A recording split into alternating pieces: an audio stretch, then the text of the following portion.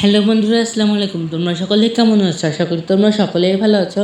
তো এটা হচ্ছে আমার একটা মস্টস্পোর তুলিকা ফুলের গাছ। এটা কিন্তু খুবই লম্বা হয়েছে এবং এটা আমি কালকে ইন্ডিয়া আর কি কাপড় মাপড় ফিতে দিয়ে মেপেছিলাম, তখন দেখলাম যে এটা প্রায় 2 ফুটের বেশি হয়ে গিয়েছে।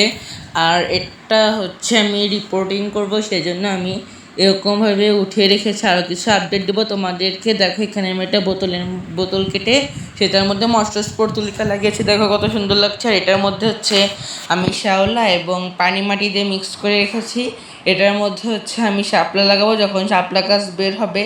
ও তো শাপলা গাছ বের হওয়ার অপেক্ষায় আছে আমি এখন। আর এটা হচ্ছে আমি হ্যাঙ্গিং করবো, সেজন্য এরকম রেখেছি। আর দেখো এখানেই কত সুন্দর একটা ফুল ফুটেছে।